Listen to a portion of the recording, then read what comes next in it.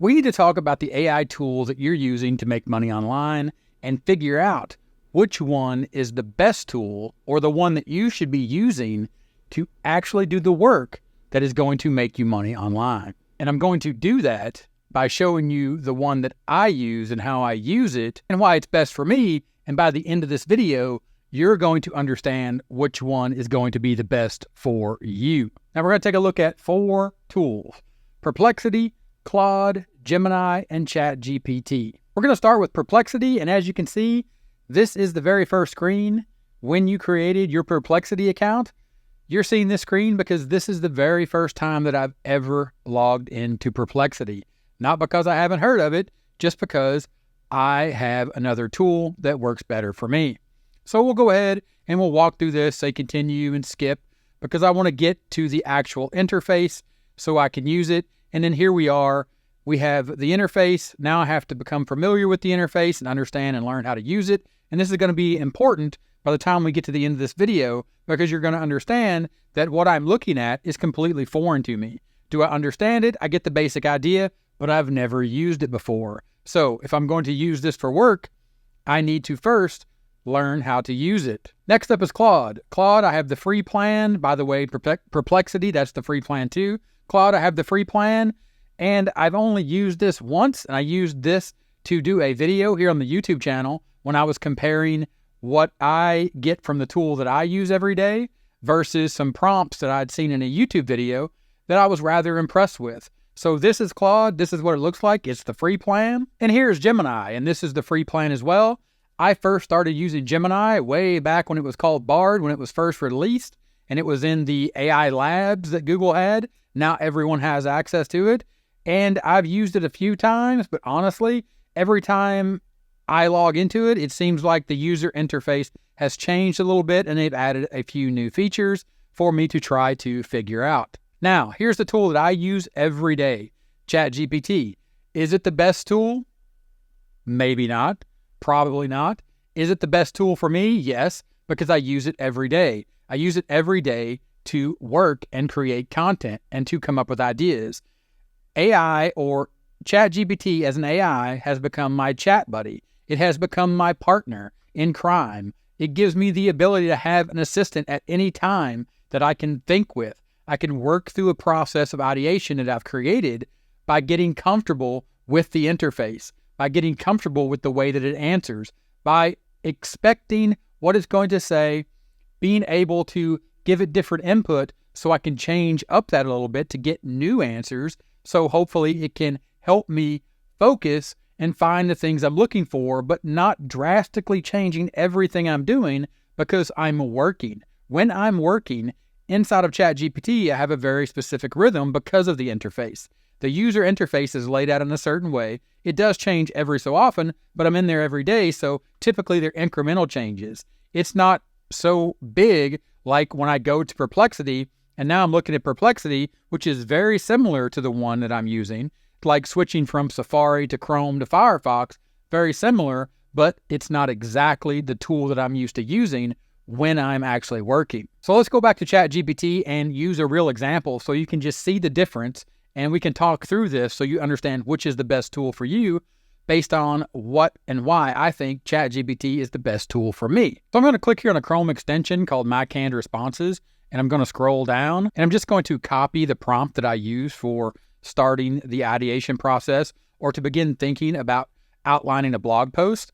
And here, I just need to replace this keyword with an actual keyword. And for this test, I'm going to go over to Google Trends. And yesterday, what was trending was soccer. I'm not going to scroll up and look at what is trending today because it's all going to be all about politics and the big news story of the day, and I'm not interested in that. I want to use something that I could actually create content on, or something I'm a little more comfortable creating content on. And we're going to talk about the reason for that as we take a look at some of this as well. But you could see that it was soccer or football. It was a big championship series.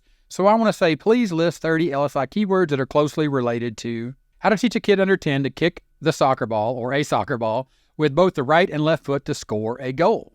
And you can see the rest of the prompt and then use those keywords to create a blog post outline to include a blog post title that fully covers the topic of the keyword.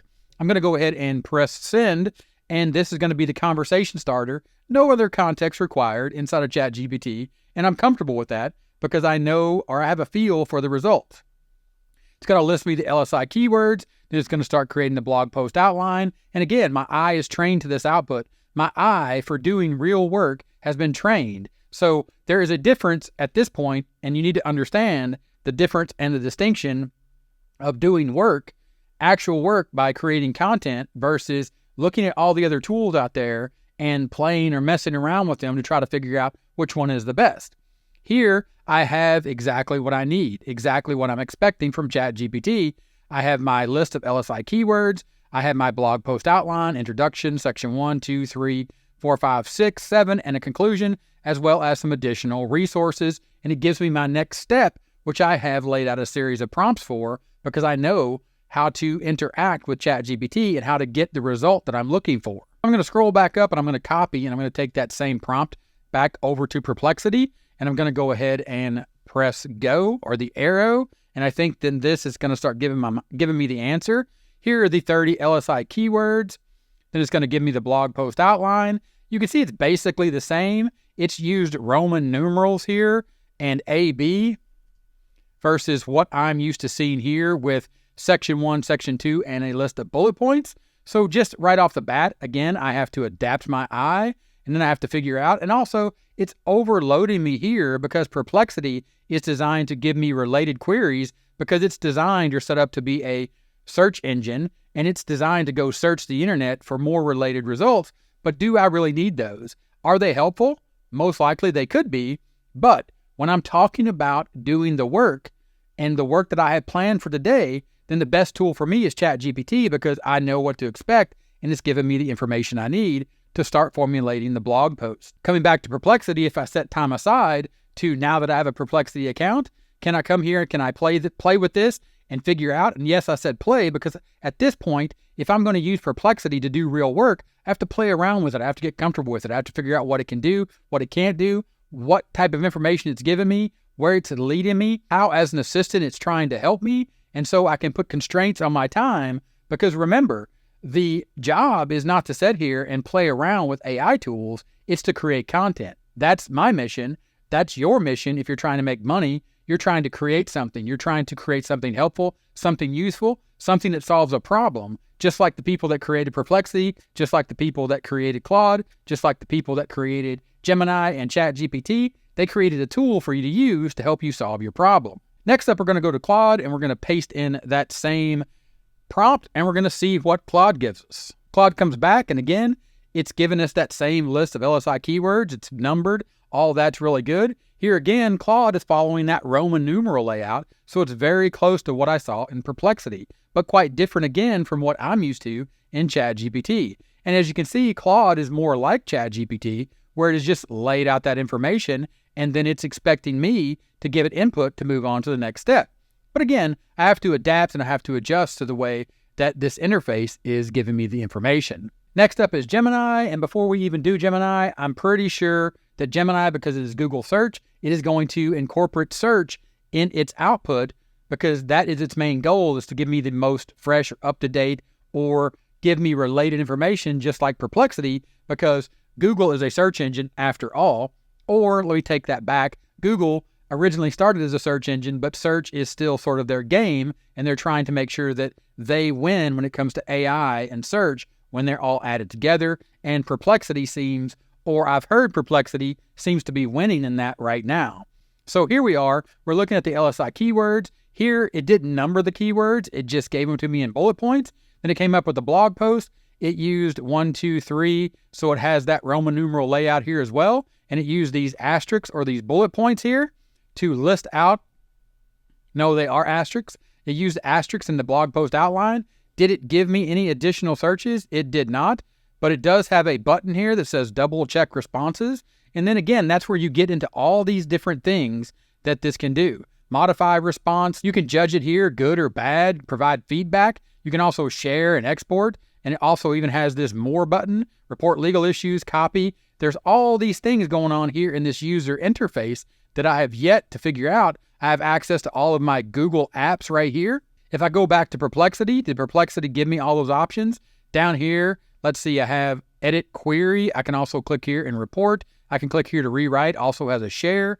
Then here I'm looking at related queries, and then it's actually opening up, kind of like if I push the Google button, most likely, it's going to show me the sources that it referenced and pulled this content from, and it's going to take me down this rabbit hole. Is that good? Is that bad? Is it what you need to actually get the work done that you're trying to accomplish? It might not be. So let's go back to Gemini and let's double check the responses. So here you can see, yes, it's going to go out. It's going to search Google.